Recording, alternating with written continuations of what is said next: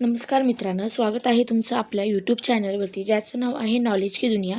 तर आज आपण 20 प्रश्न पाहणार आहोत जनरल नॉलेजचे। तर वेळ न घालवता आपण सुरुवात करूया। इंडिया AI इम्पॅक्ट समिट 2026 कोणत्या शहरात सुरू झाले मित्रांनो? कोणत्या शहरात सुरू झाले मित्रांनो? तर ऑप्शन क्रमांक सी आहे नवीन दिल्ली शहरामध्ये सुरू झाले। ठीक आहे। प्रश्न क्रमांक दुसरा पाहूयात मित्रांनो। भारतात डिजिटल PDS आज सुरू झाले, या प्रणालीचा आधार काय आहे? काय आहे मित्रांनो? तर उत्तर आहे ऑप्शन क्रमांक बी CBDC। ठीक आहे। प्रश्न क्रमांक 3 पाहूयात मित्रांनो। 16 फेब्रुवारीला असममध्ये कोणते मोठे पायाभूत सुविधा प्रकल्पाचे उद्घाटन केले? कोणते? तर उत्तर आहे मित्रांनो ऑप्शन क्रमांक सी कुमार भास्कर वर्मा सेतू आणि ELF। ठीक आहे मित्रांनो, लक्षात ठेवा, प्रश्न उलटून पालटून विचारला गेलेला आहे। 16 फेब्रुवारीला असममध्ये कोणते मोठे पायाभूत सुविधा प्रकल्पाचे उद्घाटन केले? तर कुमार भास्कर वर्मा सेतू आणि ELF यांचे झाले। ठीक आहे। प्रश्न क्रमांक 4 पाहूयात। 16 फेब्रुवारीला शेअर बाजारात दबाव कोणत्या क्षेत्रामुळे होतो? कोणत्या क्षेत्रामुळे होतो मित्रांनो? IT क्षेत्रामुळे होतो। ठीक आहे मित्रांनो, आपण 5वा प्रश्न पाहूयात। आंतरराष्ट्रीय पातळीवर 16 फेब्रुवारीला कोणत्या IMF अधिकारीचा श्रीलंकेत दौरा सुरू झाला? तर मित्रांनो उत्तर आहे क्रिस्टलिना गोर्गिएवा। ठीक आहे। क्रिस्टलिना गोर्गिएवा या अधिकारीचा श्रीलंकेत दौरा सुरू झाला। ठीक आहे मित्रांनो। प्रश्न क्रमांक 6 पाहूया। 17 फेब्रुवारीला 2026 रोजी भारताने कोणता उपग्रह प्रक्षेपित केलेला आहे? कोणता उपग्रह मित्रांनो? हवामान उपग्रह प्रक्षेपित केलेला आहे। ठीक आहे मित्रांनो। प्रश्न क्रमांक 7 पाहूयात।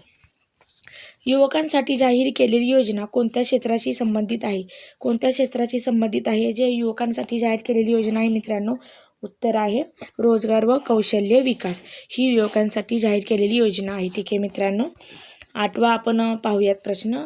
RBIचा निर्णय कोणत्या दराशी संबंधित होता? तर रेपो दर हा याच्याशी संबंधित होता। तर काय? RBIचा निर्णय। ठीक आहे। प्रश्न क्रमांक 9 पाहूयात। आंतरराष्ट्रीय करार कोणत्या विषयावर झाला मित्रांनो? तर विषय हरित ऊर्जा या आंतरराष्ट्रीय विषयावरती झाला। ठीक आहे। आंतरराष्ट्रीय करार हा कोणत्या विषयावरती झाला? तर आंतरराष्ट्रीय करार हा हरित ऊर्जा या विषयावरती झाला मित्रांनो। ठीक आहे। प्रश्न क्रमांक 10 पाहूयात। 18 फेब्रुवारी रोजी कोणत्या संस्थेने नवीन हवामान निरीक्षण उपग्रह प्रक्षेपित केला? 18 फेब्रुवारी रोजी कोणत्या संस्थेने नवीन हवामान निरीक्षण उपग्रह प्रक्षेपित केला मित्रांनो? तर ISRO। ठीक आहे, उपग्रह प्रक्षेपित केलेला आहे। प्रश्न क्रमांक 18 पाहूयात। डिजिटल पेमेंटसाठी नवीन मार्गदर्शन सूचना कोणत्या संस्थेने जारी केल्या? कोणत्या संस्थेने मित्रांनो? तर रिझर्व्ह बँक ऑफ इंडिया या संस्थेने जारी केलेले आहेत। ठीक आहे। प्रश्न क्रमांक 12 पाहूयात। हरित हायड्रोजन मिशनचा मुख्य उद्देश काय आहे? काय आहे मित्रांनो? स्वच्छ ऊर्जा निर्मिती। हरित हायड्रोजन मिशनचा मुख्य उद्देश स्वच्छ ऊर्जा निर्मिती आहे। लक्षात ठेवा मित्रांनो, IMP आहे, लक्षात ठेवा।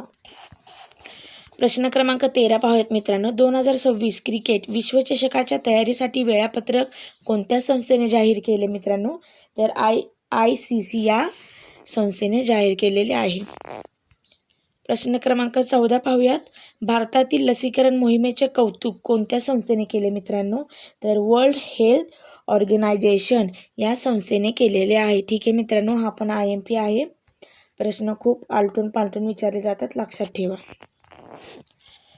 प्रश्न क्रमांक 15 पाहूयात। हवामान बदलावर नवीन अहवाल कोणत्या संस्थेने प्रसिद्ध केला?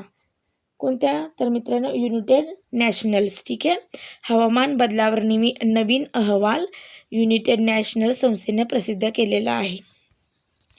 प्रश्न क्रमांक 16 पाहूयात। हरित हायड्रोजन मिशन कोणत्या क्षेत्राशी संबंधित आहे मित्रांनो? कोणत्या? तर उत्तर आहे मित्रांनो सी ऊर्जा। ठीक आहे, सी ऊर्जा, लक्षात ठेवा। मग अशी तोच प्रश्न आलता, थोडा वेगळा होता, त्याच्यामुळे तुम्ही लक्ष देऊन ऐका। हरित हायड्रोजन मिशन कोणत्या क्षेत्राशी संबंधित आहे? तर ऊर्जा क्षेत्राशी संबंधित आहे। प्रश्न क्रमांक 17 पाहूयात। हवामान निरीक्षण उपग्रहाचा मुख्य उपयोग कशासाठी केला जातो? तर कशासाठी केला जातो मित्रांनो? हवामान अंदाजासाठी केला जातो. ठीक आहे. हवामान निरीक्षण उपग्रहाचा मुख्य उपयोग हा हवामान अंदाज लावण्यासाठी केला जातो. 18वा प्रश्न पाहूयात मित्रांनो. 19 फेब्रुवारी 2026 रोजी कोणत्या ऐतिहासिक भारतीय दिवसाची उत्सव साजरी केली जाते? मित्रांनो खूप सोपा प्रश्न आहे. आपले लाडके शिवाजी महाराज. ठीक आहे. आपले लाडके शिवाजी महाराज या दिवशी खूप मोठी जयंती असते मित्रांनो. 19 फेब्रुवारीला 2026 रोजी ऐतिहासिक भारतीय दिवसाची उत्सव साजरी केली जाते. ती म्हणजे शिवाजी महाराज यांची जयंती साजरी केली जाते.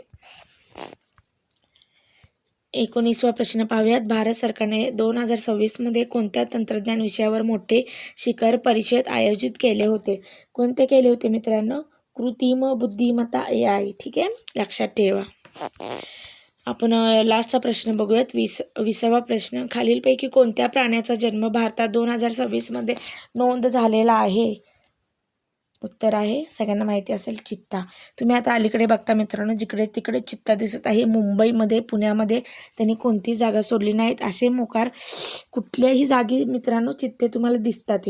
तर आता भारतामध्ये याची नोंद झालेली आहे की प्राण्यांचा जन्म म्हणजे कोणत्या प्राण्याचा जन्म भारतामध्ये 2026 मध्ये नोंद झाला आहे? तर चित्त्याचा. ठीक आहे मित्रांनो, तुम्हाला आपला व्हिडिओ आवडला असेल तर नक्की चॅनलला जाऊन मित्रांनो सबस्क्राईब करा, लाईक करा, शेअर करा आणि बेल आयकन बटन दाबायला विसरू नका मित्रांनो. धन्यवाद.